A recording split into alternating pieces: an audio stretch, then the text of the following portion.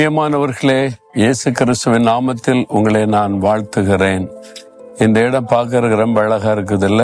இது சவுத் அமெரிக்காவில் இருக்கிற பிரேசில் தேசத்தில் இருக்கிற ரியோ என்கிற ஒரு பட்டணம். நல்ல உயரமான இடத்துல இருந்து பார்த்தா பட்டணம் ரொம்ப அழகா தெரிகிறது. அங்கிருந்து கொண்டு உங்களோடு கூட நான் பேசுகிறேன். இந்த தேசம் முழுவதுமே கிறிஸ்தவர்கள், கத்தோலிக்க கிறிஸ்தவர்கள். இப்ப இவங்க மத்தியில ஒரு எழுப்புதல் ஆரம்பித்திருக்கிறது. திரள் கூட்ட மக்கள் ரட்சிக்கப்பட்டு அபிஷேகம் பெற்று பெந்தெகோஸ்தே அனுபவத்தை பெற்று வருகிறார்கள். ஒரு மாற்றத்தை ஆண்டவர் ஆரம்பித்திருக்கிறார். அந்த எழுப்புதல் முற்றிலும் பரவ நம்மை ஜெபிக்கணும். சரி, இந்த நாள்ல ஆண்டவர் எனக்கு என்ன வார்த்தை வைத்திருக்கிறார்னா, 2 கொரிந்தியர் 1:4 எங்களுக்கு வரும் சகல உபத்திரவங்களிலேயும் இயேசுவே எங்களுக்கு ஆறுதல் செய்கிறவர். இயேசு ஆறுதல் செய்கிறவர், சகல உபத்திரவத்திலையும் ஆறுதல் செய்கிறவர். இன்றைக்கு ஒரு உபத்திரவத்துக்கு மத்தியில நீங்க இருக்கிறீங்க. ஒரு ஆறுதல் உங்களுக்கு தேவையா இருக்கிறது. உங்களுடைய உள்ளம் பாதிக்கப்பட்டு இருக்கிறது.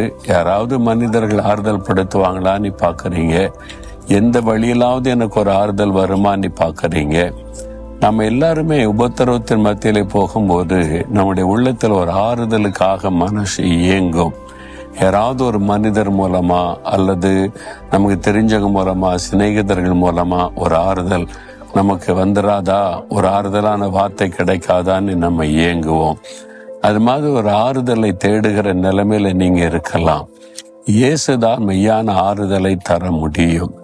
என்னுடைய ஊழியத்தின் ஆரம்ப காலத்துல ஒரு முறை நமக்கு இந்த கட்டடெல்லாம் வர்றதுக்கு முன்னால ஜபரில நாங்க 30-40 பேர் கூடி ஜெபிப்பல்ல. அந்த மாதிரி சூழ்நிலையில ஒரு நாள் துக்கம் என் உள்ளத்துல, ஊழியத்துல வந்த பல நெருக்கத்தினால உள்ளம் காயப்பட்டு என்னுடைய உள்ளத்துல ஒரு பெரிய வேதனை உண்டானது. எனக்கு ஒரு ஆறுதல், அதாவது யாராவது எனக்காக ஜெபிக்க வர மாட்டாங்களா, ஆறுதலான ஒரு வார்த்தை எனக்கு சொல்ல மாட்டாங்களான்னு இருதயம் ஆறுதலுக்காக ஏங்கிற்று.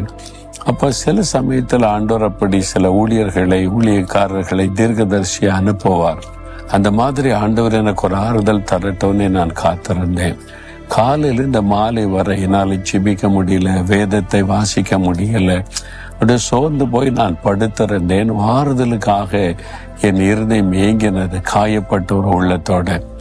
சாயங்கால நேரத்துல யாருமே வரல, யாரையுமே சந்திக்கல. இந்த நாள்ல நான் அந்த ஜப அறைக்கு போனேன். தனிமையா போய் ரொம்ப மனசோர்ந்து ஜப அறையில போய் தனிமையா நான் அரைக்கதவை மூடி முழங்கால் படிக்கிட்டேன். என்னால ஜெபிக்க முடியல. உள்ளம் காயப்பட்டதுனால கண்ணீர் மாத்திரம் அழுது கொண்டே இருந்தேன். அப்போ ஆண்டவரை பார்த்து நான் புலம்புகிறேன். நான் தனித்து விடப்பட்டிருக்கிறேன். என்னை அநேகருக்கு ஆறுதலா பயன்படுத்துறீங்க, ஜெபிக்க பயன்படுத்துறீங்க. எனக்கு ஆறுதல் சொல்ல எனக்காக ஜெபிக்க ஒருவரும் இல்லையே அப்படின்ற மாதிரி நான் அப்படி ஏங்கி அழுகிறேன், தனித்து விடப்பட்டிருக்கிறேன்னு சொல்லி. அப்போ ஆண்டவருடைய குரல், அவர் பேச ஆரம்பிக்கிறார்.